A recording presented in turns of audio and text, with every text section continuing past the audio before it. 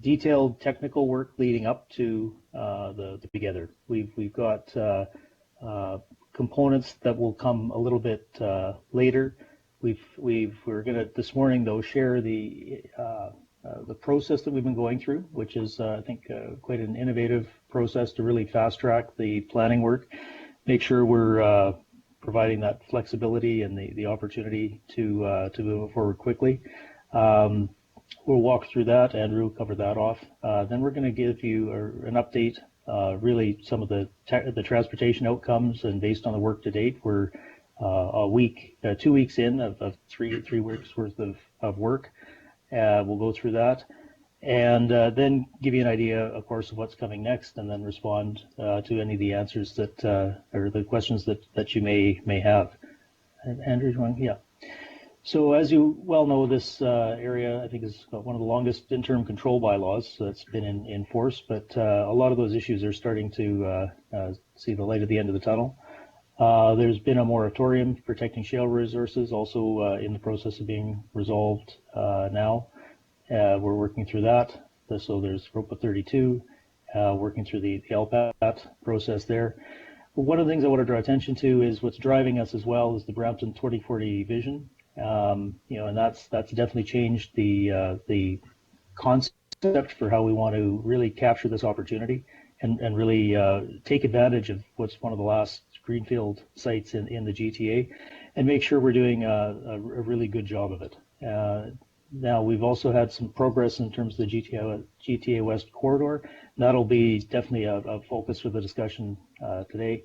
And as all of these things in play, we're trying to position this to make sure we've got the best information and the best opportunity to really drive Brampton's outcomes and desires forward. Andrew? Okay, so in the 2040 vision, it really did give this new approach, this idea of making sure we've got an urban context and really taking a more progressive view to how to take advantage of the elements. One of those things in terms of Brampton is really focusing on co-design, so working closely with landowners. So we've taken a much more collaborative approach than I think has been done in the past. That's really provided some real opportunities to get that information in early and have all of the cards on the table, if you like, so we can work through issues as they come up, and also make sure that the outcomes are going to be the best for everyone. We're wanting to get jobs and employment into this area, as well as the residential, in a form that's going to fit the market. The outcomes we're looking for here are going to be a flexible, responsive framework that's going to strategically drive development and also maintain the resilient, green, and sustainable aspects of the area. So lots of things, lots of fantastic opportunities, trying to get 20-minute neighborhoods into the mix, lots of things that we can really capture here, particularly in terms of some of the transportation elements. So from here, I'm going to just ask that Andrew go through the process that we've been working on and take it over. And feel free to put any questions you have in the chat box, and we'll respond to them as we can. So Andrew. Thank you, Bob. Good morning, Your Worship, members of Council. As Bob mentioned, we have employed what we believe is an innovative approach to the planning for Heritage Heights that we believe will deliver effective and innovative results quite quickly. The process we're using is referred to as a charrette.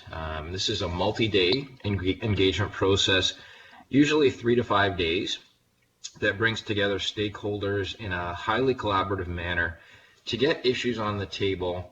And it's designed to really minimize feedback loops so that you can promote consensus building in a way that delivers results quite quickly. So throughout this process, we have been engaging members of council, landowners, city staff, regional staff, staff from CBC, school boards, Metrolinx, as well as other agencies and stakeholders as required. To date, we've conducted 2 charrettes, and we're midway through our 3rd. The first was held back in November at Cassie Campbell, and that was designed to establish the high-level vision for Heritage Heights. The second, held in February, was to establish the framework, the structure, the street network, the block structure that we are currently testing and refining. And then the third, which we are halfway through, is designed to create the concept plan.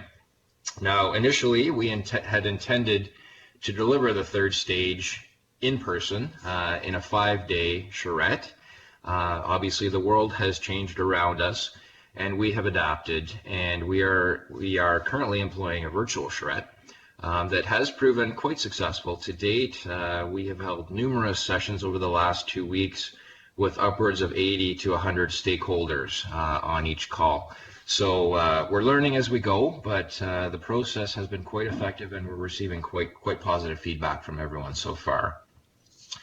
Now, wanted to just very quickly talk about the strategic role of and strategic positioning of Heritage Heights. We all know that cities are in competition to attract investment, businesses, and create jobs. And for many years, the talk around Heritage Heights has really been focused on a highway and what a highway could potentially catalyze. We believe there's a bigger strategic opportunity for Heritage Heights related to rail. This drawing in front of you shows primarily what I want to focus on is the Kitchener-Waterloo GO train corridor that links downtown Toronto with Brampton, Guelph, Kitchener, Waterloo. Often this is referred to as the Tech Corridor. We also highlight the Huron-Ontario high-order LRT corridor that will connect Port Credit to Brampton. These are important opportunities strategically because often locational decision makers who are choosing where to locate business are looking at drawings like this. How can they best access regional talent pool, regional labor markets, and quality higher order transit is very significant to their decision making. This is a drawing that illustrates the GO system map, and I just want to focus on a small area of this map, and that's the stops that are illustrated by Mount Pleasant, downtown Brampton, and Bramalea. Those are the 3 stops that currently exist within the city of Brampton. And we'd like to propose a 4th stop at Heritage Heights because we believe this is a significant opportunity that can be leveraged for benefit to create jobs and a complete community out in Heritage Heights. Transit is critical to being to allow us to access the regional labor market, but we also want to be thinking about designing a community that puts walking and cycling as top priority. All transit trips start and end as walking trips, and we want to design infrastructure in this community from the get-go, so we're not having to retrofit, because that's what the best and the brightest, a lot of the younger generation are looking for when they choose where they want to live, work, learn, and play. I mentioned earlier, one of our stakeholders has been Metrolinx, and you're going to be hearing a lot throughout this presentation about a potential GO station along the lines. So we have reached out to Metrolinx, and the opportunity here is the heavy lifting's already done. The infrastructure's already there. The train tracks are in place. The trains are up and running every day, carrying tens of thousands of workers back and forth along this corridor. What we need to do is to create a business case to demonstrate to Metrolinx that it's worth their while to stop the trains here and allow people to get on and off. We believe we're on the right track to establish that business case. And some of the key things that Metrolinx will be looking for in a future business case, should council agree that this is a right thing to do. Number one, there's a minimum distance separation required from Mount Pleasant, and that's 1.5 kilometers. We meet and exceed that threshold, which is a good starting place. Metrolinx is also moving away from their model of end-of-the-line park and rides with big structured parking garages. They want to establish real places with significant density around these stations, and they want to be focusing on walk-up traffic, getting to people to these train stations via BRT, walking, cycling, etc. So we believe we've got a plan emerging that will deliver on those criteria. And an additional point to consider is Metrolinx is no longer funding the creation of stations.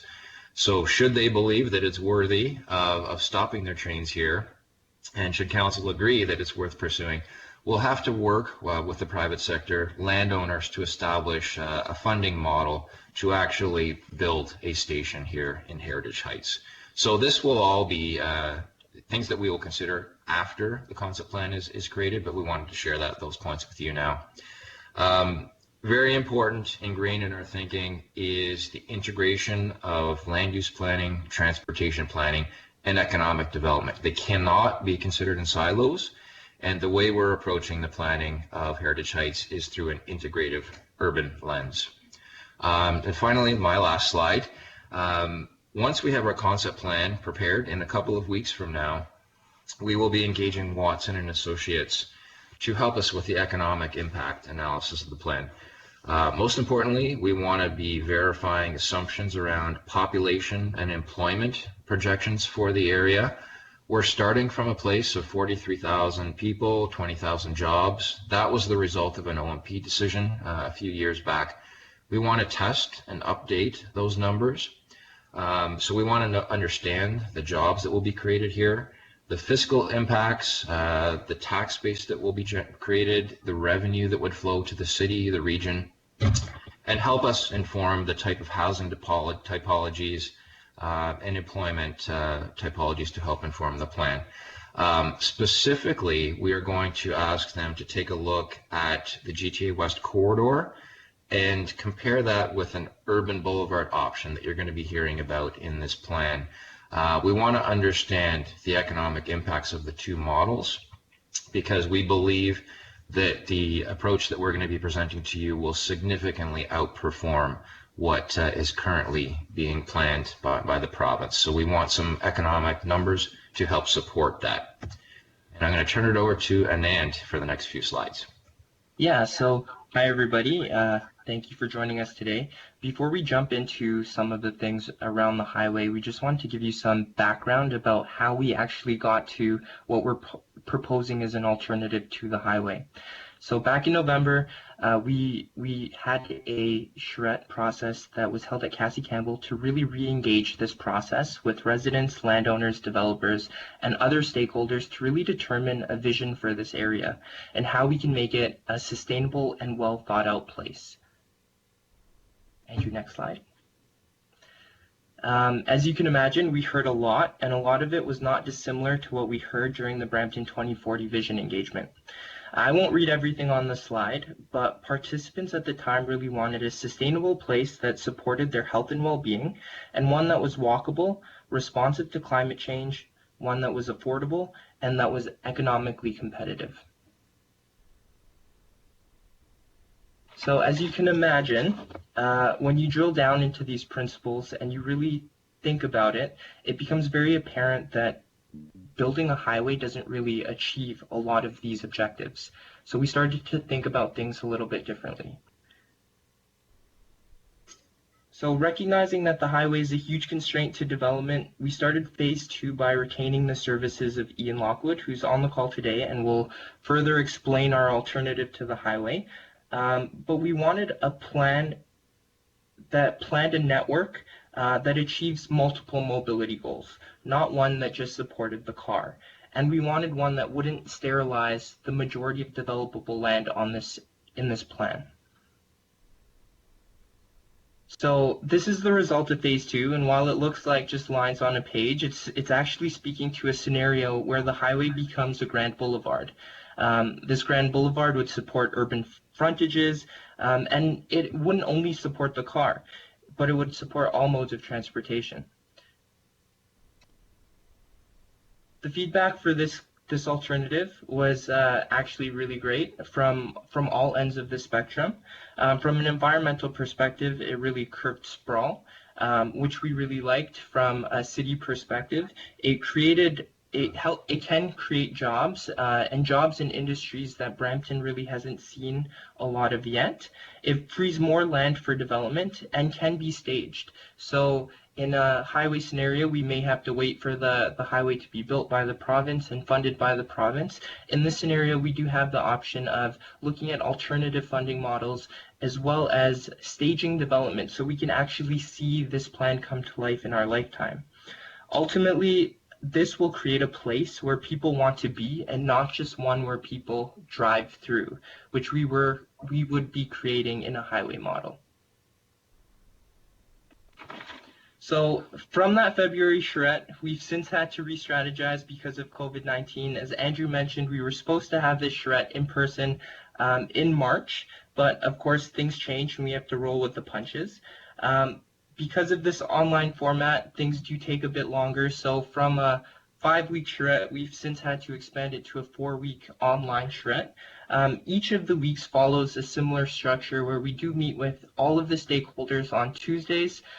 We have follow-up meetings on Thursdays, and then we present the plan on Fridays for comments.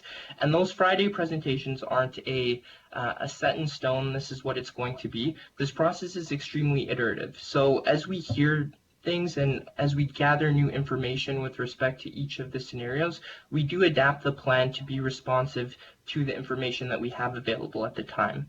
Week 1 focused on open space, week 2 was transportation, and right now we're currently in the midst of week 3, or starting out week 3, trying to really understand what the land use framework can be for this area, understand what the densities can be, and how all of this can be supported as one. Starting next week, we will consolidate all of that information and prepare a plan that we will be bringing to council in early June. That said, I want to recognize that we are here for a transportation really to discuss the merits of this new alternative to the highway. So I do want to turn the conversation over to Ian, who will help us walk us through that. Thank you, and thank you also to Bob and Andrew for setting up this whole thing, and the mayor and the council for attending. This is a very exciting time, and we're really happy to be part of it.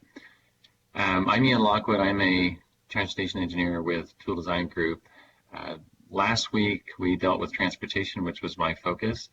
This week we're focusing on land use, which Andrea Ostraka, a colleague of mine, is heading up. And the first week, Raj Mohabir, our landscape architect, he dealt with the open space and park system. So next week we'll put all the draft information together into a final presentation. So one of the outcomes we'd like to see in this process is that we want people to feel comfortable walking and cycling, to get exercise, to go outside, to do routine trips, to go to work, to access transit. And we want parents to feel comfortable letting their kids walk to school and go to parks, visit friends. So the idea is to alter the land use patterns, trails, street networks, place the transit and so forth, so that the healthy trip and the sustainable trip are easier choices for everybody to make. So I'd like to go back into some basic principles. One is a long time ago, people thought the Earth was the center of the solar system, and the sun and everything revolved around the Earth. The models were very complex and always incorrect. And one day, someone figured out that the sun was actually in the center of the solar system. And then predicting the orders of the rotation of the planets and so forth around the sun was very easy, and the models became predictable and correct. And in transportation planning, we put the car in the center of our solar system, and it was full with error, and the models were always cumbersome, and it didn't create great places. And so the assumption here is that the pedestrian is the center of the solar system, and the cars and the houses and the transit and so forth are important, but the center of the universe in this plan is the human being. And with that, we feel that things will be true and of the right scale and create a great place. One of the big ideas for this entire effort is what we call complete streets. And complete streets are streets that comfortably accommodate all the different user groups who use the streets. And it's actually fairly simple to accommodate the motorists and the freight and the transit. And increasingly, we're getting better at accommodating the walkers and the cyclists and the kids, the more vulnerable mobile street users. And since Complete Streets has started, the idea has started to expand to support the institutions, the homes, the businesses, and the recreational areas, what we call the static users of the street. And the green groups and the red groups is what we call the vulnerable street users. And the idea is to change the design so that the vulnerable users can succeed really well in this new emerging community. One of the fundamental ideas is to get the bone structure right. We call the open space system in the streets the structure of the city, and this is a skeleton of a horse. Though I've never actually seen the skeleton of a horse, that's what it looks like, and that's the skeleton of a manatee. And both these animals have a lot of the same parts. They have kidneys, lungs, they breathe air, they eat grass, they're warm-blooded, and so on. So there's a ton of similarities, but because of the bone structure, they have completely different outcomes. The manatee swims around in the water, and the horse runs around on the land. Now, cities have bone structures too. If you take an X-ray of cities, you can look at their bone structure. And the city on the left, you can tell just by the X-ray of its bone structure, that's open spaces in the streets, that it's highly walkable. There's redundancy in the routing. If there's a collision at any one of those intersections, the place still functions well. The X-ray on the right shows that this city is very car dependent. It's illegible. If there's a collision at that main intersection, the whole thing shuts down. It's very non-resilient, is that the word? Vulnerable. It's very vulnerable to problems. Also, in terms of walkability, a city with plenty of parallel routes of more human scale streets is much more walkable than a city with big super blocks with big roads for folks to cross, which creates automobile outcomes. A little bit about value. If you look at B and C in this diagram, the question is which block structure adds the most value to the city, B or C? And the difference between them is B has a public street along the public amenity, which is a park or a waterfront, and C has half a block and it's sort of private frontage facing the open space. And this is important because Heritage Heights has a lot of fantastic natural features, great amenities. They can have trails. So we want to leverage those and create as much value and quality of life as we can. And it turns out that B, yes? I'm sorry, the slides aren't matching up with your presenting. Can you see the slides? Yes. We still have Billy to walk from school. At least that's what I have on my device. Does anyone else have that as an issue? Yeah, sorry, it's Councillor Dillon here. I had the issue. I logged out and logged in. It's Mayor Brown here. I've got the same screen that Councillor Pleshy has. All I have is that Billy going to school. I've got ABC. Oh, it's working for somebody. Yeah. You should have ABC. So, as Councillor Dillon suggests, maybe that logging in and logging out would work for people. I think a lot of us, the slides seem to be working on our end. All right, maybe it's people that are on the phone. Yeah, I'm on a mobile device. No, I'm on my computer and I'm stuck on Billy Goes to School, so I'll log out and try back in. Should we pause for 2 minutes so people can get back on? Yes, let's do that. So Bob, we should have ABC on there, right? That's right. Yes. Okay, I'm fine.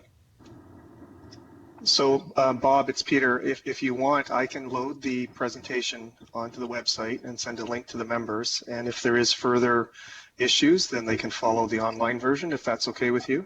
I think that's a great idea. You've got the latest one there, Peter? Yes, I do. I'll do that right now. Are you going to email that to all of council, Peter? I will email you a link after I post it online in about 5 minutes. Yeah. Okay, great. Right. So has everyone had a chance to log on and off? Are we? I'm back on now, and I have ABC in front of me. Can whoever's managing the slides, can they change the slide and then go back, just to see if I got it changing? Working now. And now goes back. Okay, great. Good. Okay, then Ian, if you want to. Sorry about that, Ian. Proceed. Oh, no problem. It helps a lot if you can see the visuals. Yes. Sorry about that. Is there anybody who can't see the slide still? I'll try and be a little more descriptive in my narration then. So if you look at, well, if you consider B and C, there is a public street next to the amenity, and like I said, we have lots of open spaces, and so we want to take full advantage of these great natural features. So B actually creates more value for the area because the amenities feel public and are public, everyone can use them, and there's natural surveillance overlooking the amenity from the buildings facing the amenity. And then if you consider A and B, the difference between A and B is B has its long dimension of the block on the amenity, and A has the short dimension of the block on the amenity. And the question is, which adds more value, A or B? And the answer is A, because most of the streets create relationships with the amenity. So the value of the amenity is pulled deeper into the community and affects more properties. So we try and keep the amenities public and make them as accessible and as we can with great relationships to those amenities. And the next slide shows two parks, A and B. Did that change for everybody? Just a quick technical check. Everybody cool with that? Yep. Okay, great. So A and B parks are the same size, they have the same program. And the question is, which adds more value to the community? And the answer is A, because the value of the park, the identity of the park is pulled down the streets, and there's lots of natural surveillance of people going past the park and overlooking the park from their houses. B are behind the backyards, and so there's no natural surveillance, and it's rather creepy. And if you can imagine any of the corners in the park, that's where children learn how to smoke, because there's no supervision going on. So A is a lot more valuable. So we're going to make our parks and open spaces as public as we can. The next idea has to do with framing streets and designating streets as either A or B streets. And A streets are highly walkable streets where there are no interruptions of the walking environment. There's no driveways or service functions. The B streets are where that happens. They can be interrupted, and what's created is this very legible, walkable, connected street system. There's not enough money in the development world to have A frontage on every side of the street. So it's smart to consider the roles of the different streets so you can get a highly walkable, bikeable, transit-friendly place. And then when you layer on the land uses, you can see how they front the streets, and when you have an amenity or a park or a square, that's an A space. You want it surrounded by A streets, and this helps get a very valuable community. When I was in university a long time ago, the professor drew these concentric rings on the blackboard with a grid of streets over it, and he said traditionally value is a function of proximity to the center. The closer to the center you were, the more valuable the land. And he said that your job as a transportation engineer is to speed up the roads, because the truth is, in his mind, was value as a function of travel time. And he said, you have to speed up the roads. And what his theory was that it would stretch the value of the downtown further out within a 5-minute contour. And unfortunately, that theory was incorrect, but it helped shape transportation planning and metrics right across North America. Unfortunately, it devalued the cores. It didn't actually spread the value out. It exported the value to the edges, and it devalued the streets themselves, making them hostile for walking and cycling and transit. And you can see the evidence of that around the GTA, where you'll have a busier street and the development backs to the street. It puts the backyards on the street, relegating the street into more of just a conduit for cars and not part of the place. And that was foundationally based on a level of service thinking about just getting folks through quickly in their cars to reduce travel time. A lot of cities are taking a different approach now, which is much smarter in terms of planning It's very traditional. It goes back hundreds of years before the level of service became the fashion. And it's called vehicle miles traveled. Now, we recognize that in Canada it's vehicle kilometers traveled, but the term in the profession is VMT, vehicle miles traveled reduction. And it rewards proximity and not speed. And it helps with the reduction in automobile dependency and carbon footprints, and it helps with making walking, cycling, and transit much more viable. And there's a little equation that goes with VMT reduction. Level of service is a good measure for operations of signals and that kind of thing.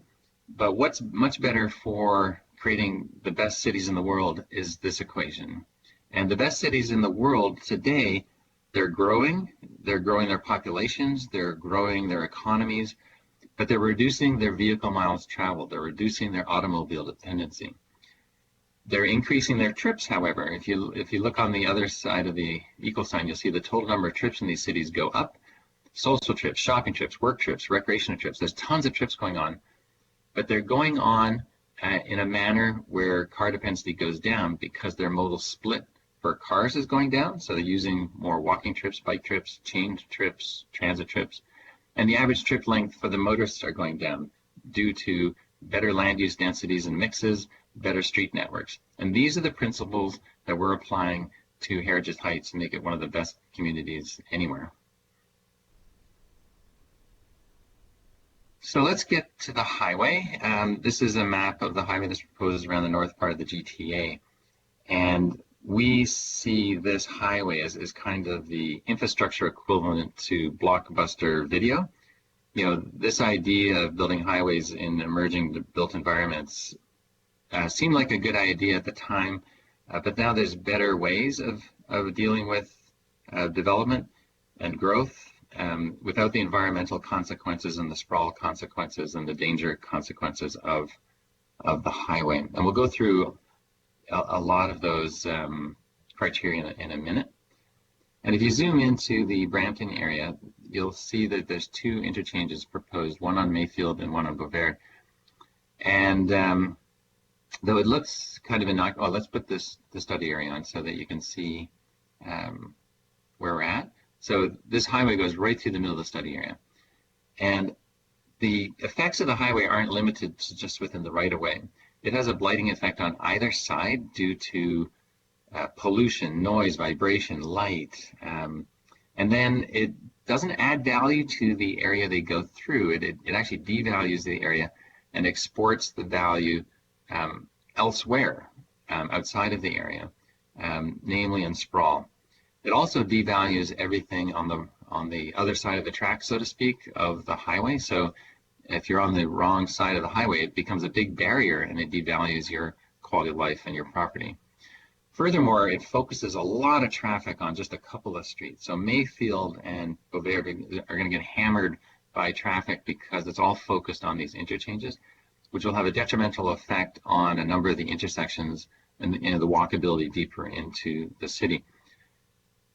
So we've been involved in rethinking either planned highways or actually built highways all over North America. I've been involved in over 20 of these projects myself, and it's very rewarding to rethink the infrastructure of cities to create urban infrastructure rather than highways. We have no issue with highways per se between cities, but just not within them. And so this is Oakland, California. They have a big highway called, if someone could change the slide, it's called the Interstate 980. It's like the 400 series highways in the GTA. And it cuts Oakland in two pieces, the haves on one side and the have-nots on the other. So we're going to tear that highway out and put in a beautiful boulevard, which will sew the place back together, attract jobs, and create a multimodal environment. And we're doing this in several cities to remove the obsolete infrastructure and put in urban infrastructure. And one of the keys is multi-lane boulevards. And here's an example. Now, the multi-lane boulevard that we're proposing in Brampton, it's a bit different than elsewhere because there's a freight component. And one of the troubles with the highway is that it's justified on moving freight long distances, but of course the sprawl effects fill the highway up with cars, and it slows down the trucks dramatically. And I've been driving through the GTA a number of times, behind a truck and we're going 10 kilometers an hour, and so that justifies widening the highway again so the trucks can move, and we keep repeating the process. And I think the poster child for this pattern is the Interstate 10 in Houston, where they just added, I think it was like 8 to 12 lanes, and 3 years after this giant widening, the travel times were slower than before because of the induced travel by car clogging everything up. So we're proposing infrastructure only for freight and also for transit, so they don't get bogged down by the motorists. Plus, the boulevard will have a much less inducement for sprawl, and it will attract jobs and value. So this is the edge of the boulevard, and instead of being the worst address in town, like next to a highway, it'll be the best address in town, and create access for the shops, the houses, the businesses, for people on foot, on bike, and by transit. So it'll be a very great environment and a seam in the community rather than a barrier. So here are two pieces of infrastructure in cities. The one on the left is in Dallas, the one on the right is in Paris. And they're both big roads in cities. The highway on the left has double the size of right-of-way than the one on the right. The highway carries about 240,000 cars. If you put a tube across the street and counted the volume, if you put a tube across the boulevard in Paris, it carries about just over 80,000 cars. So 3 times the volume on the highway. However, remember the criteria about reducing the average trip length? So the average trip length by car on the boulevard is far shorter than a third of the travel distance on the highway. Consequently, there's actually more car trips per kilometer happening on the boulevard than on the highway. So there's more social trips, work trips, shopping trips, tourist trips by car on the boulevard than on the highway. Furthermore, there's 500,000 pedestrian trips a day and about 1 million transit trips underneath. The value of the edges are far more valuable than the highway. The carbon footprint's lower. There's just the sprawl effects are smaller. So there's really no downside from an urban perspective to have urban infrastructure in a city rather than a rural infrastructure like a highway. One of the criticisms that we often hear about building boulevards in greenfields is that, well, Paris is a built city with big buildings and stuff. But when they built it, it was through fields, through farm fields, much the same as we're expanding Brampton. Paris was expanding, but they had a vision, and they built this beautiful boulevard, which for over 200 years has attracted jobs and tourists and value. So that's what we're proposing in Brampton, is to have a real vision and build accordingly. Now, if you compare the criteria that were used for the highway to a boulevard, the boulevard outperforms the highway in terms of the natural environment and the socioeconomic and cultural environments. It's a slam dunk. These are the exact criteria that were used for the highway. There's from an implementation perspective, the cost of the boulevard is lower. It's stageable.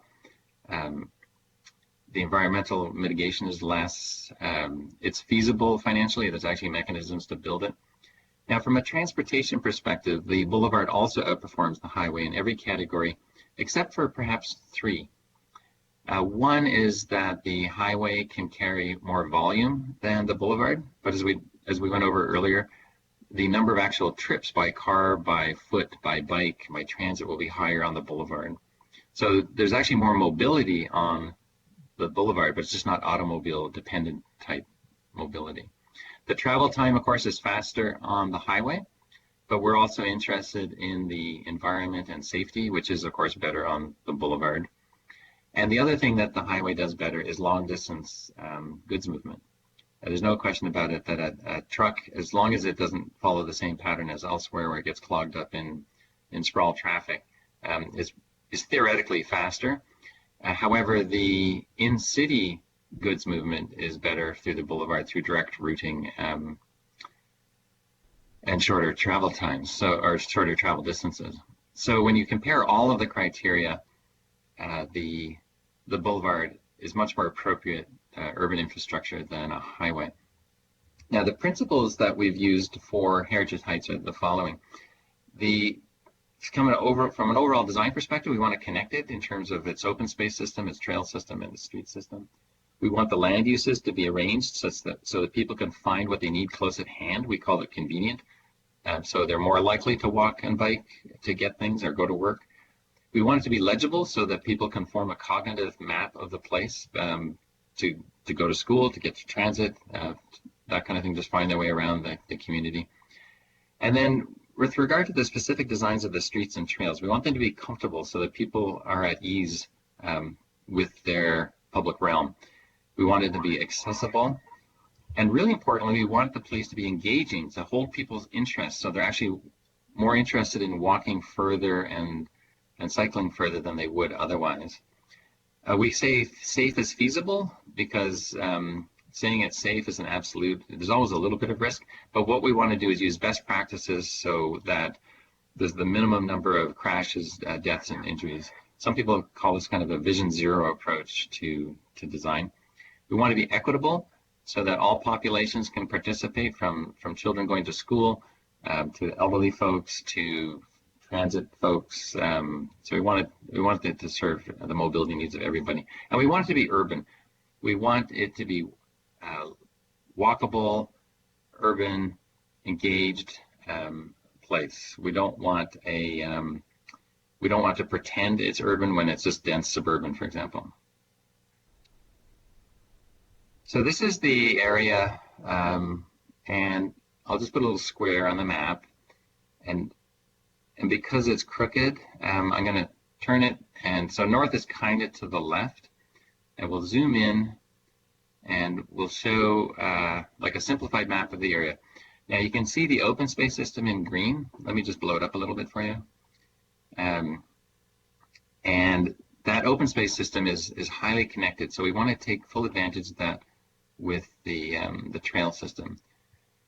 So if you notice, there's a corridor between the two main open space systems. That's where we want to put the boulevard, and what we'd like to do, and you'll see it in a subsequent iteration, where we want to get developable land on both sides of it, and then we also want to get parallel network to the boulevard, so that the east and the west of the boulevards can develop in stages with the market and with developers' interests. And then we're going to layer on what we call the macro network. And these are the streets that go places. And then within those little white areas will be what we call the micro network, which accesses people's homes and businesses and that kind of thing. You'll notice the red line in the middle is the main transit line.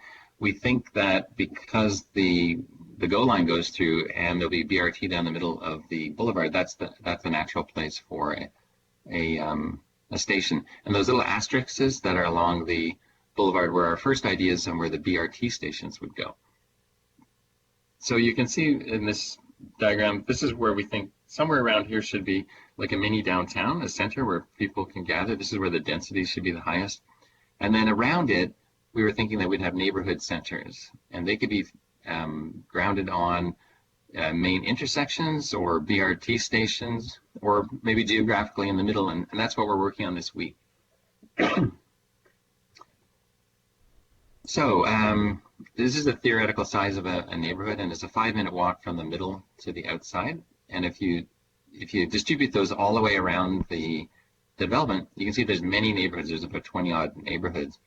And within each neighborhood, there'll be schools, there'll be parks, community centers, these sorts of things distributed around. And again, that's something that we're working on this week. This is just kind of theoretical, but on this diagram. but we've got the eco park located. We've got a main park in the north part of the, you can see the 12-hectare park. We've got some sort of big moves showed, but we've got to add, the high schools, the parks, and that kind of thing. So that's some activities that'll be going on this week. So getting back to the boulevard for a moment, that's what it looks like. I want to show the big ideas, and then let's look at the side. So this is the side of the boulevard, the little frontage street, and the idea is to make it multimodal and friendly. Now one of the issues is, how do you cross the street? So if you look at the next slide, you can see there's crosswalks across the Champs-Élysées in Paris. Now, 200 years ago, cars had not been invented, so they never left space for your refuges for the pedestrians. You can see in the circles, folks crowded on the little median that they do have. So if we could go back in time and adjust this, I think we would build something more like we're thinking today. So if you go to the next slide, you'll see we've got a nice median in the middle so the folks are comfortable crossing the street. And I'll just start from left to right and go through some of the components of the boulevard. So let's start on the left in that circle. So we have about a 4-meter clear walk, which allows for social distancing. There's a retail space next to the buildings. There's what we call a furniture zone where the first row of trees is to insulate the walkers from the cyclists. If you look at the next circle, that's a two-way separated bike facility, and it's designed so that folks can comfortably ride up and down without being interfered with by traffic, and it has what we call a low traffic stress, so it appeals to lots of different types of cyclists. And there's the frontage lane, which provides access for motorists to the stores. There's parking on both sides. And then there's the first green space between the frontage lane and the main line. And this is important so that there's a little bit of a throat length between the main line and the frontage lane for maneuvering. And it also provides a place for rain gardens, environmental treatments, and a nice row of trees. The next shows that if you really zoomed in and looked at this, you would see that there's no vertical curbs to the left of the green space. So that the idea is to increasingly accommodate people with mobility impairments. Like if there's somebody with a hip injury or who uses a wheelchair or a walker, or just pushing a baby carriage or pulling groceries or something like that, it's a totally barrier-free, universally designed environment to make it very accessible. And we'll come back to that idea in a minute. This is what we call the main line, and like I mentioned earlier, there's a freight-only route, which will probably outperform most other types of infrastructure, especially during peak hours. And there's 3 lanes for motorists. We made the truck lane out of concrete to differentiate it from the balance of the main line. In the middle, there's a transit route, and it's proposed as BRT, but it's sized and the slopes will be such that it could be light rail if you ever wanted to do that.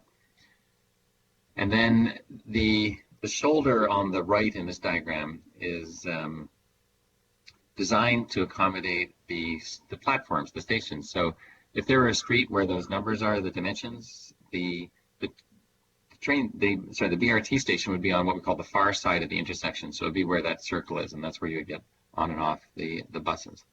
And further down, you could have rain gardens or pullovers for electric buses. And then on the left side of the transit facility, you could have left turn lanes if you wanted to for motors to turn left. And you could also do rain gardens and pullovers and so forth mid-block. So next slide. Now, one of the cool things about this multi-lane boulevard is we call it a clockwise boulevard because of what we call these clockwise frontage lanes. And they go the other way. Conventionally, frontage lanes would flow parallel with the main line.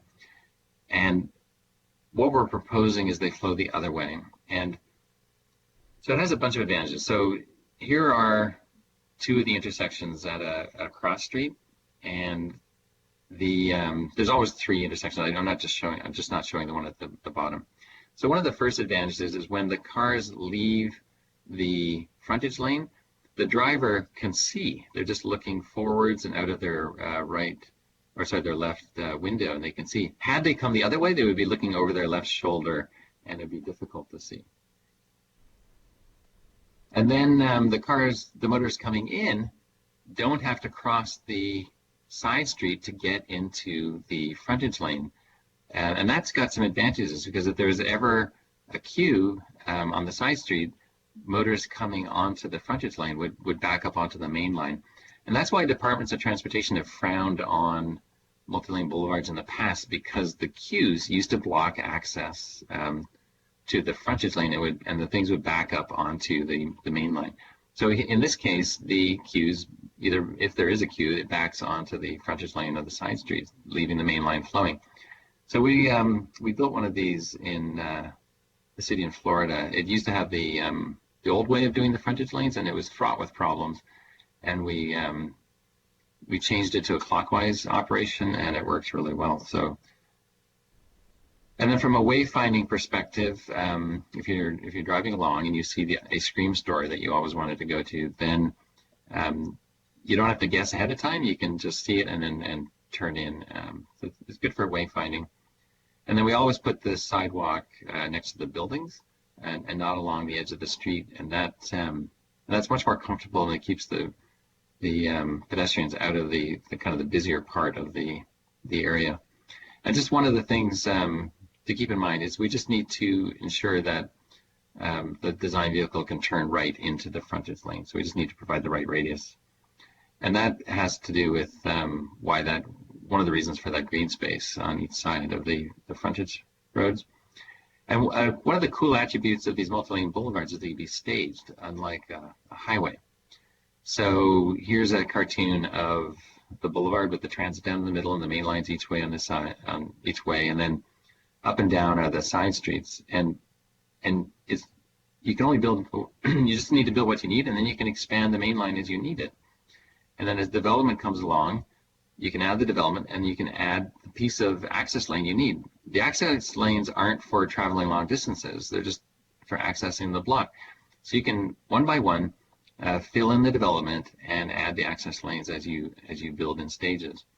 And if you ever get the whole thing built along with the development, you'd have access lanes the whole way. But you could have a park if you needed to.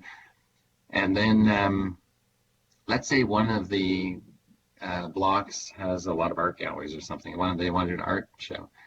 So they could actually, for a day, or they could close the access lane to motorists, and the rest of the boulevard operates just fine, and they can have their art show on their access lane. And that's why it's important to have a barrier-free environment, so it becomes a multi-purpose space.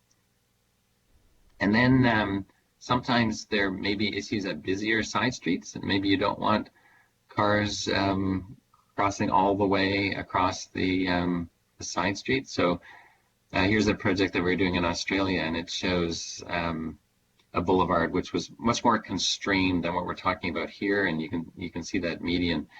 And we put that little median on the side street to ensure that motors don't keep going in on the little access lane, but you can see the gaps for the pedestrians and the cyclists.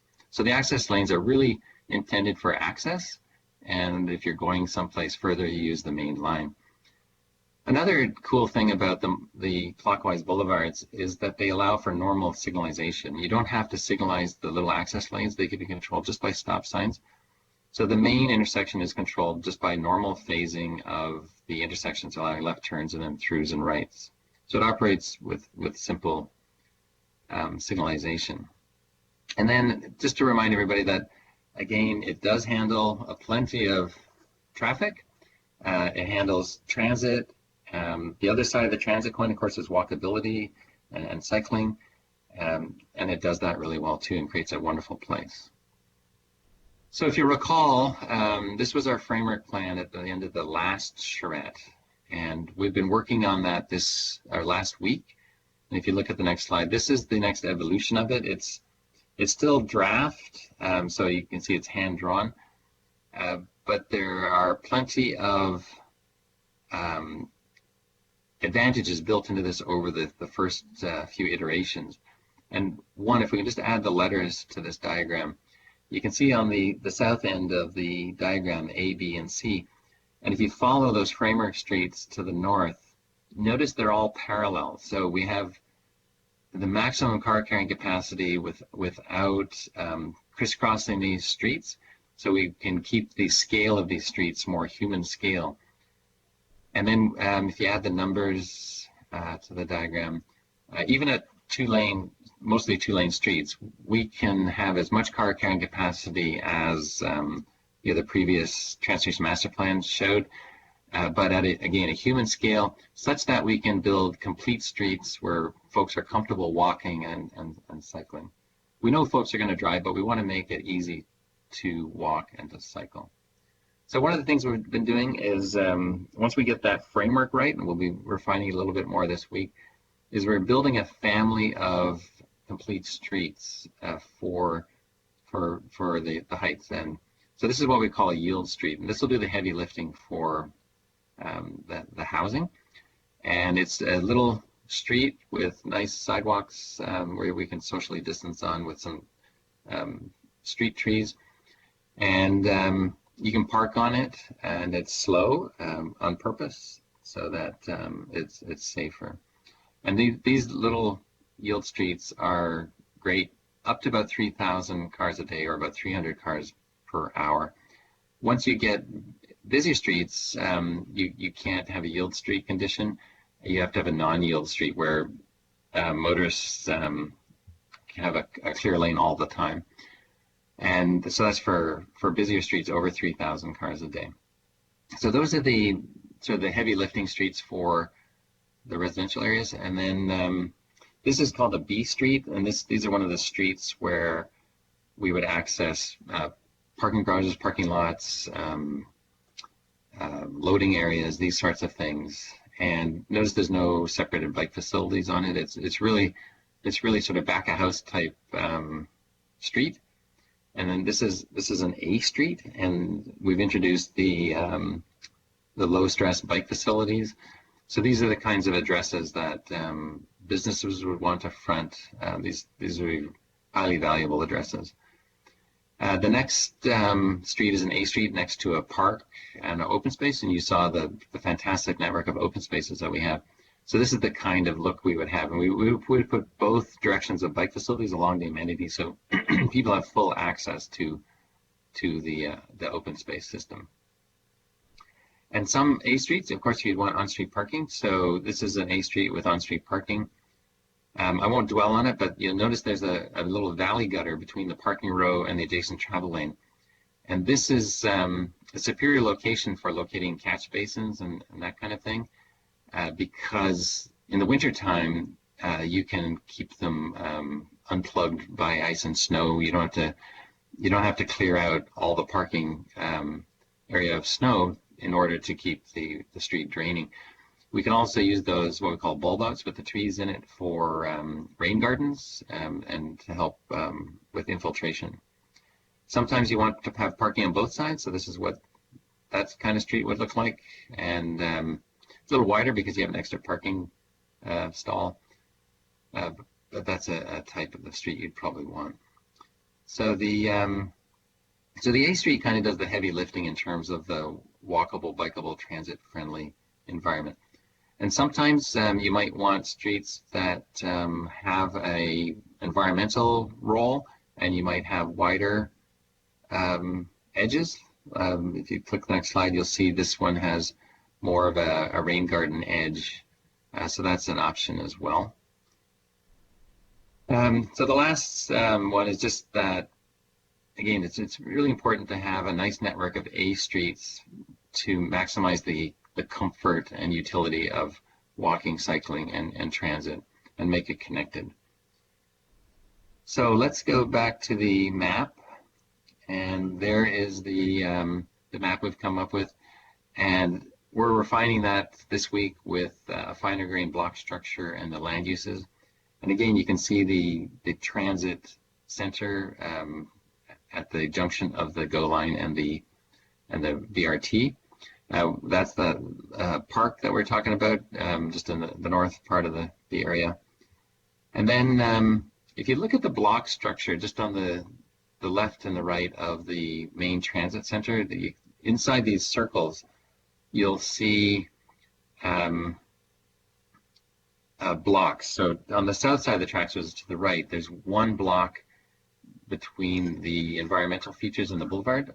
On the north side, there's up to 5 blocks. So there's a much greater mass of developable area north of the tracks than to the south of the tracks along the boulevard. So we're thinking that the mini downtown probably wants to be located with a little of its weight to the north of the main transit station, because we can create the most transit-friendly downtown that way, because of the ability for most people to walk to their jobs and homes and so forth from transit. And then with Councillor Paleshi might have a question here. Sure. Oh no, I think there's I'm just getting on the list. I know there's other councillors. Okay, fair enough. Okay, we can hold off then. Okay, thanks. Thanks. Carry on. Okay, and then so that's the main transit, and then it'll have a BRT stop, and then we're thinking that we're thinking of one BRT stop to the north and to the south, and one, you see them circled there, at Wanless and at Beauvais. And then there's desire to put a hospital in the area, and a good candidate location we suggested was on the northeast of the main station. And there's thousands of jobs at hospitals, and they're great catalysts to attract research and doctors' offices and medical support services, and that would probably be the densest area next to the main station. So that's right now our favorite candidate, but we're open to other locations as well. But right now that's our thinking. So we're, like I said, we're starting to get into the land use thinking this week. And then finally, we go back to the schedule. Over the last 2 weeks, we've looked at open space and transportation. And this week, we're getting into land use, and we'll be adjusting the transportation ideas and the open space as we work through the land use ideas. And so tomorrow, we'll be meeting stakeholders about primarily the land use ideas. And at 2 o'clock on Friday, presenting our draft land use ideas. Any follow-up meetings we'll have on Thursday. And then next week, by the 5th, we'll have combined all of our draft ideas from the open space, transportation, and land use into a final presentation at 2 o'clock. So with that, I'll pass it back to Andrew, and thanks very much, everybody. Thank you, Ian. This is the last slide, and then we'll open it up to questions. So as Ian explained, our goal is to complete this third charrette by next week with a complete concept plan, land uses, population, employment. Immediately thereafter, we would like to engage Watson and Associates to do the economic impact analysis that will generate the economic performance of this plan. And as I mentioned earlier, we want to be looking at what that urban boulevard does as compared with a highway. We are very confident that the urban boulevard will outperform the highway, and having that data is going to be very important for future discussions, potentially with the province. Our goal will be to bring a concept plan to council. Just given the timeline, it will likely be early July before we can get the concept plan in front of you. And then subject to you directing us to proceed and endorsing the concept plan, we will undertake a number of supporting studies that will be required to complete the process. We will continue with our collaborative approach with landowners to refine the plan after June 5th and after bringing it to council, with the goal of having a fulsome secondary plan before council. We're targeting prior to year end of this year. There are a number of significant issues at play. One is the shale issue that we are working with the region and the province to hopefully resolve fairly soon. We are making positive progress on that front. The GTA West corridor and transmission corridor are significant issues that we would like to work with council on. As you've seen by the presentation today, the vision that we are sharing with you is different from what has been talked about in the past. In the past, we think it's better, and we think it achieves all of the objectives of the province, delivering jobs, catalyzing real estate development, but we think it does it in a better way. So we think it's actually a win-win scenario. After the plan is done, council is comfortable with that, then we'll obviously look at the implementation strategy. And there's a number of key catalytic projects here, getting a GO station, developing the business case, working with landowners on creating an MOU, pursuing the hospital, understanding which site would make sense. There's a whole energy component that we didn't discuss today, but we believe Heritage Heights is a key area that would be suitable for things like district energy. We think the opportunity here is to build a community that employs. So that is a fairly heavy presentation for you all. And with that, why don't we open it up to questions from members of council? Like I said, Councillor Santos, did you want to lead off? Sure, thank you. I hope everyone can hear me okay. If you can't, please let me know. Thanks for the presentation. During COVID-19, I've been spending more time playing my guitar and learning new songs. And the latest song I'm learning talks about paving paradise and building a parking lot.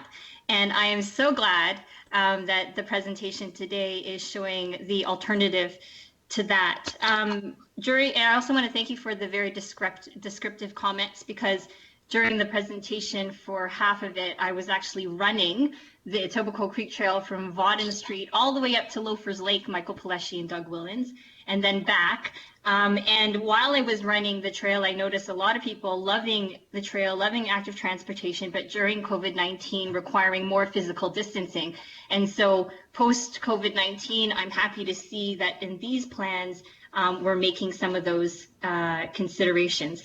I have a couple of questions and comments. The other one is about, as we start to install and build Heritage Heights to be more pedestrian cyclist friendly, we should consider creating heated sidewalks and heated cycling trails using solar panel energy if possible, just because winter is always an issue for active transportation users. Another consideration is around thinking about earlier on a bike share program as we start to move forward with if we move forward with this different transportation infrastructure planning. And as we are doing that, we also have to think, as Ian had said, about the actual person who's using the transportation methods, and encouraging developers to also include showers at their facilities so that people can practice proper hygiene after they've been cycling or walking around. And then the final question I have is actually, given the increase of frontage for pedestrians and cyclists in front of the developments or in front of commercial, does that create an issue for emergency response? Like, how would fire trucks, ambulances, etc., be able, would it have an impact on emergency response time? So those are my questions and comments. Thank you very much. All right. Ian, do you want to start with maybe the bottom of the emergency services and we kind of work our way up? Yeah, sure. First of all, there'll be less emergencies to attend to because people will be healthier and there'll be less diabetes and heart attacks and whatnot, and less crashes, and hopefully very few crashes with injuries or fatalities. So we're hoping for just a far healthier outcome. Dan Burden, who helped us at the beginning of the project, he works for Blue Zones, and they're a group who go around the world and study places that have the happiest populations with the longest lifespans, and he looked at what we were doing here and thought that Heritage Heights and Brampton, that the life expectancies would actually be higher than elsewhere in the GTA, just for the fact that you live here because of your address. With respect to response times, they will probably go down as a result of this plan. In a lot of places in the newer developments, the streets are designed to create what we call circuitous routing, and this will have direct routing, so the fire service can go directly to where they want to go to, as opposed to having to go on a longer route. Every street will be accessible for garbage trucks, fire trucks, and so forth. So I think in totality, it'll be a better situation for emergency services. Great, and I think, Councillor, the other elements here there, I mean, the heated sidewalks and all those other considerations that help support the active transportation are all things that we'll be looking at it in later stages, and certainly COVID-19 and some of those implications are ones that are top of mind right now for all of us. I think as we look at bike shares, probably citywide and how to pilot those in different areas, there may be opportunities for that too.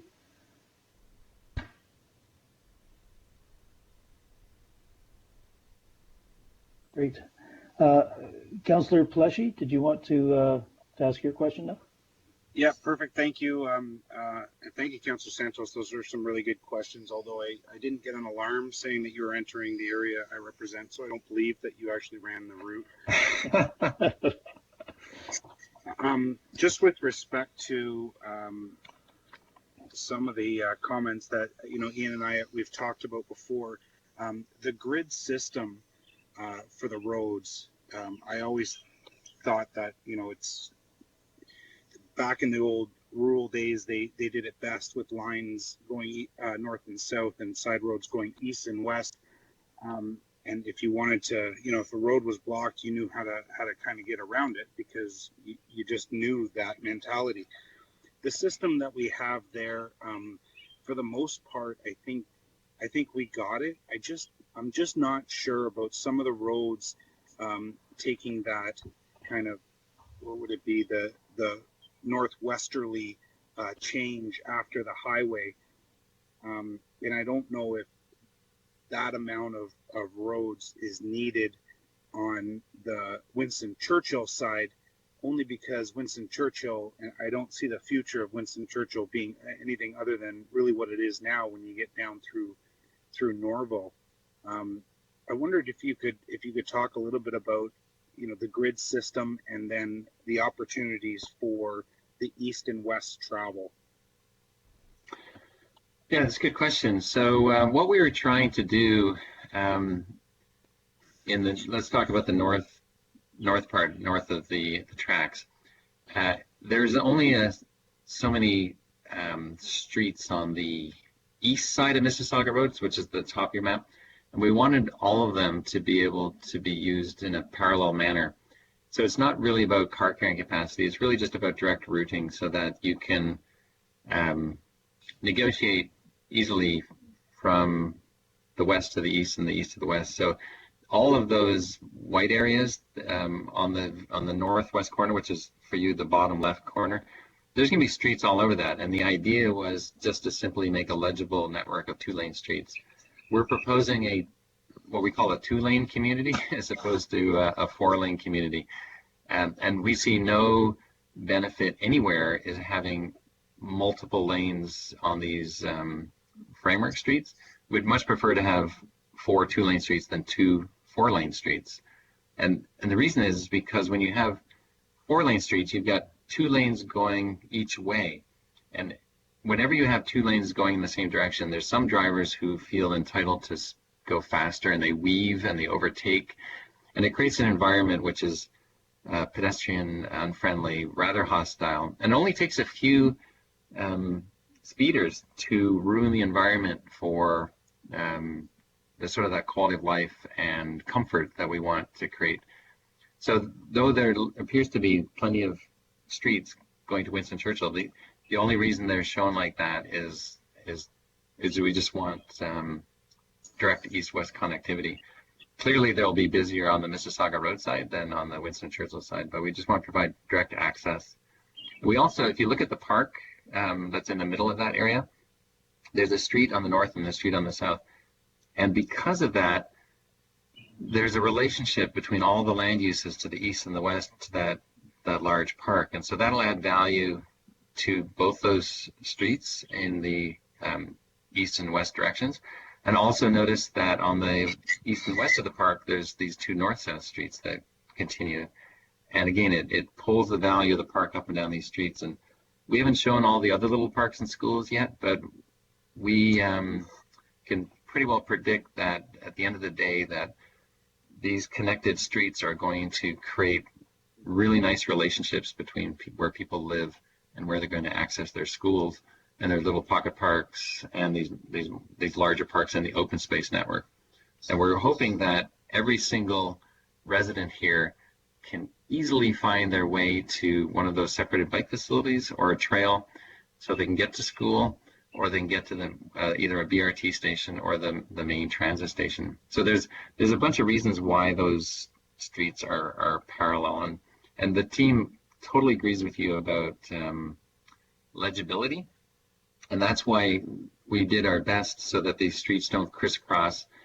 They're more or less east-west and north-south, and there's a little bit of twisting down at the south because of the Credit River, and we only have the boulevard going through down there and Heritage Road going through. So we had to bend the street down there on the southeast to head to the Parkway and to Mississauga Road.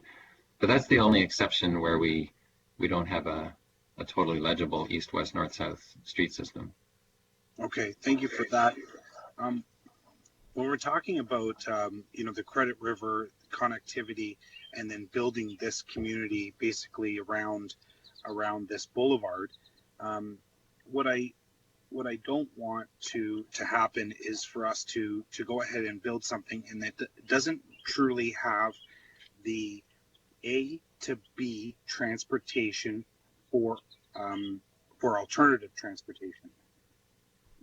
With respect to the boulevard, and as much as I love the concept of the integration of everything, I really, what I don't see and what I would like to see is a solid A to B with the connections to and from the the specific hub areas and the Credit Valley Trail that's coming up this way for alternative modes of transportation, like a solid bike lane.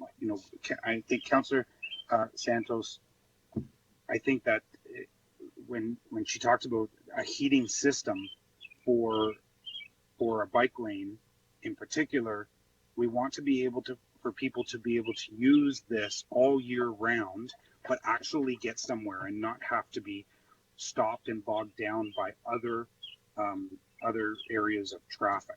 We don't want the trucks or the cars to take control of what this is. We want the control to be on the pedestrian side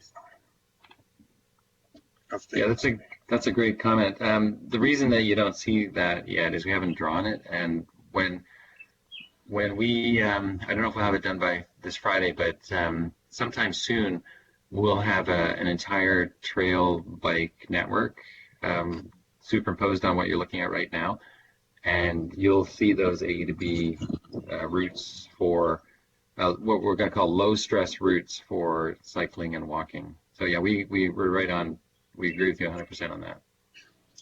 Well, and thank you. And I just, again, like when we started this process, we started with a highway that was dictated to us from the province to say this is where it's going to go.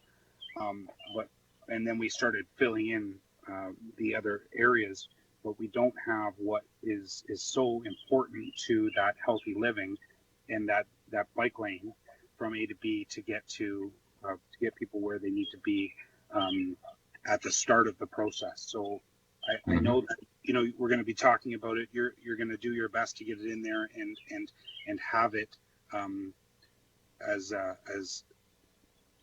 put it in the best way possible to move people. But I still want it to be kind of the pillar of this community. Okay, that's great. We'll do that. And then also, I'd like you to just talk a little bit more about the infrastructure in the ground and the water. And you had mentioned some of the sewer system, and in particular for winters and stuff. But can you mention about the water? Maybe even go back to one of the slides there that shows where the water is going into the green space areas. Yeah, why don't we go back to maybe the boulevard to begin with, then we'll go to just a typical, any of the typical A streets.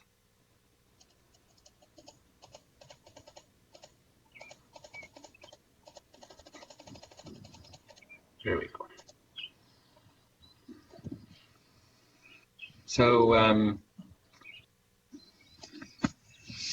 for example, in Minneapolis, when we did one of the key separated bike facilities through there downtown, we used permeable asphalt for those two-way bike facilities. And you can literally take your water bottle off your bike, unscrew the cap, and pour it out, and it doesn't even puddle, it goes right in. So those bike facilities, if you wanted to, could be permeable. In other applications, we've used permeable concrete for the parking rows. One of the nice things about those valley gutters on each side of those parking rows is that where you're traveling on can have a different base than where you're parking, and you have far less impact loads on the parking area than you do on the traveling way. So those parking areas can be permeable as well. And then we have some fairly large treed areas which can have infiltration in them as well, with rain gardens and so forth. So I think we can address a lot of the stormwater needs in place, so that the pipes and the resulting flow, wherever it ends up at a treatment plant or somewhere else, is lower. So and the transit way, maybe we could do that with a permeable surface as well. So those are some of the things we would think about off the top of our heads. Good. And so when we're talking about, the expansion, if you needed to add lanes, that just tells me that we're adding lanes and taking away from the current green space. This area of the boulevard currently is how many meters less than the proposed 400 series highway? I don't know. This is something that we're going to have to negotiate with the MTO. Because it's just not it's not lane per lane kind of thing. A highway lane can carry more traffic than an urban lane, but the highway also generates a lot more traffic than urban infrastructure does. So for example, when the Embarcadero Highway came down in San Francisco, it carried about 120,000 cars a day, so it needed a lot of lanes on it. Once the earthquake happened and the highway disappeared, so did a lot of the car travel. Interestingly, the same area where that highway went to today has more trips going on, but they're just not car-dependent trips. They're walking trips, bike trips, and transit trips. So there's a lot more economic development and vibrancy, just less car travel. So the highway itself generates its own demand because it creates barriers, it stifles multimodalism. So it's not a simple answer of if it's going to be a 4-lane highway, you need an 8-lane boulevard. And by the way, the diagram on the screen right now is what we're thinking is the ultimate width of the boulevard. At this time, when we have better information, maybe it's 5 lanes instead of 4 each way. But the idea is that we'll design it for its ultimate width. But to begin with, maybe those outside lanes aren't there, so we build a smaller boulevard. We keep the edges. We build the edges like they're shown, but we contract the green space to the ultimate design if we need it. Otherwise, we just have more green space. Just in terms of overall right-of-way width, we've got 105 meter right-of-way in the boulevard. How does that compare to the proposed highway width? What kind of the total right of way, not necessarily the lanes, but just Yeah, in terms of the land usage? yeah, the highway is proposed to use 170 meters, so this is about 70 meters less right of way than the highway. Okay. But, Okay. Before I go on to the highway and the hospital and everything else that has to come into play here, what I'd like to see maybe in future is concepts of um, a bridge infrastructure being put over top or tunnel underneath.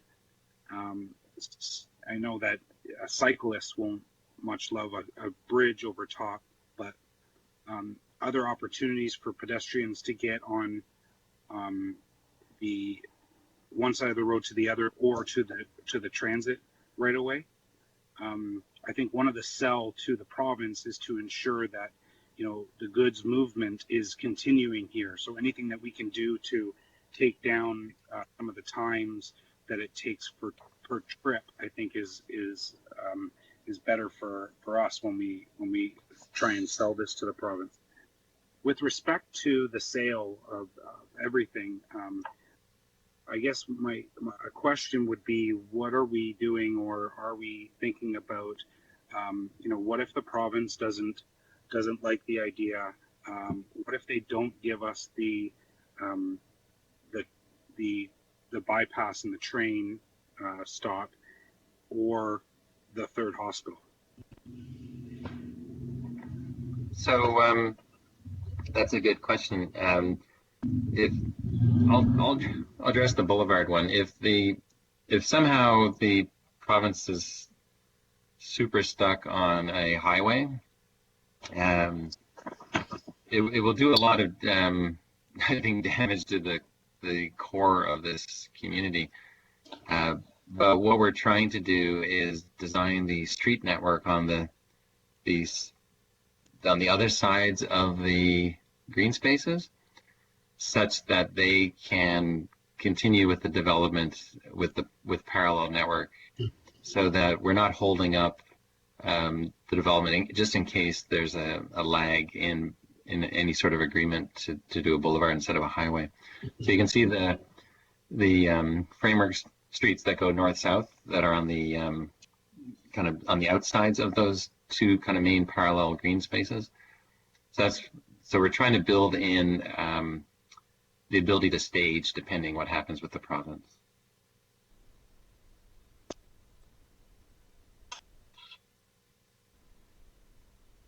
Councillor Pleshy, does that get your answer?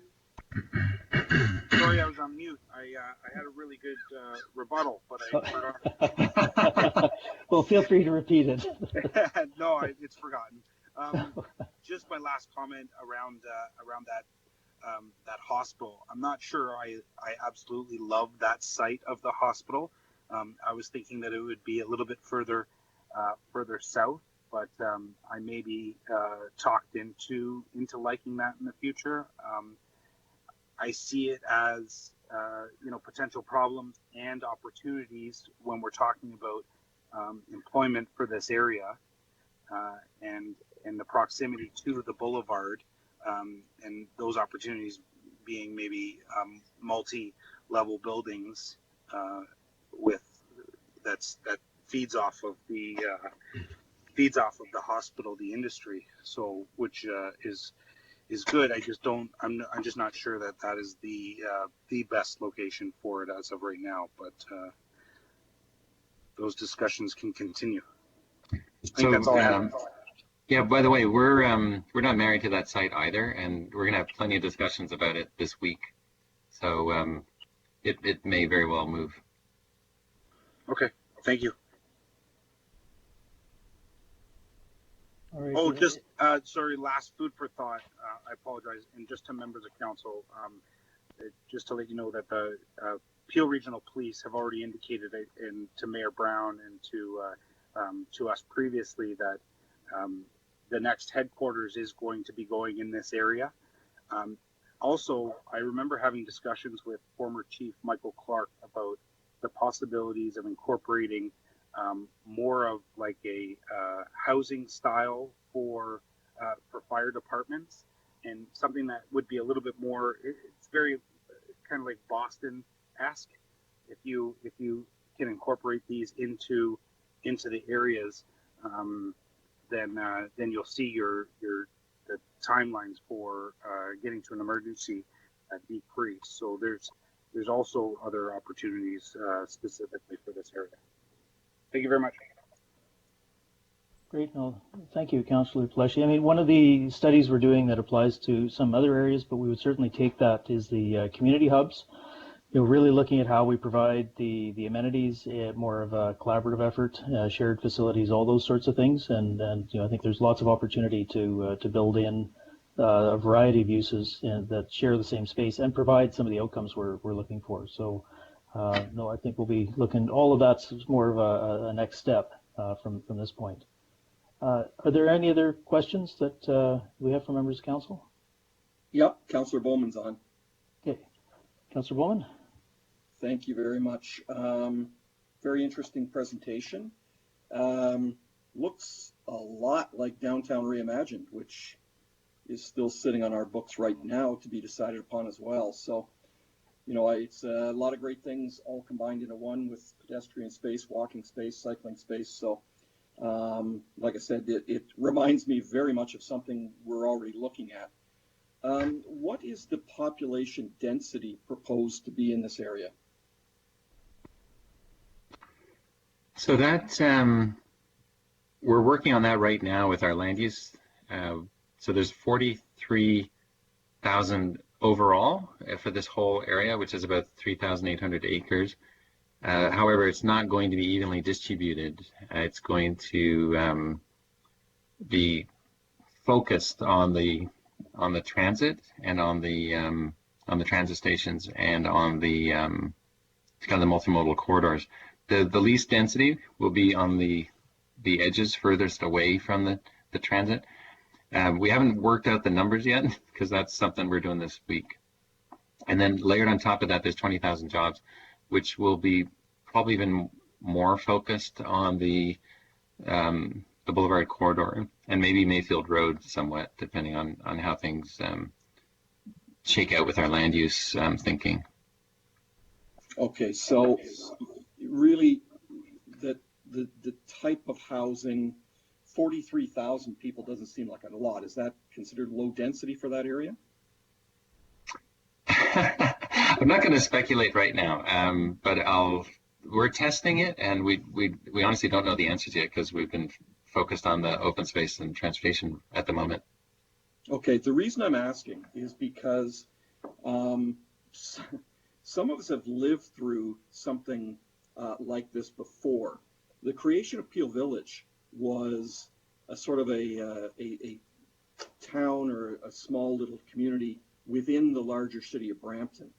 And it was also designed for low density.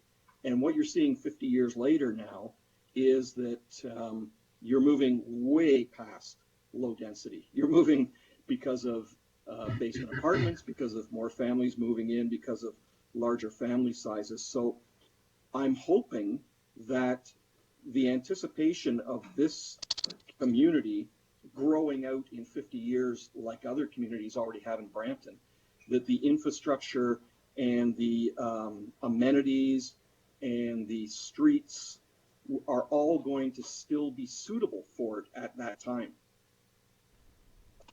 Yeah, that's a good point.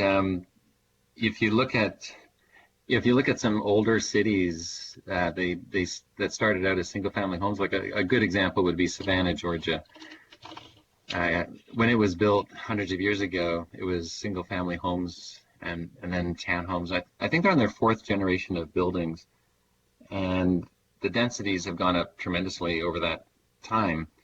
But through a well-structured block system, the streets have remained quite resilient to those changes. So we don't want to kind of hardwire our community with a kind of a dendritic hierarchy of streets like you'd see in a disconnected cul-de-sac type suburb, which are very difficult to to change over time with market changes. So we'd like to get much more of a traditional network, which is more apt to roll with the punches over the the next 50, 100 years as things change. Furthermore, I was just going to add that quickly that household sizes tend to be shrinking. So to get the same population, we actually need more what people would think of as density of buildings, I guess, because there's fewer people per household. Yeah, except in Brampton, we have more people per household than anywhere in Ontario. Oh, good. Well, that'll help. Yeah. So my final question is, when you guys still have to look at the type of housing, but to me, I'm looking at this and saying, this is a wonderful place.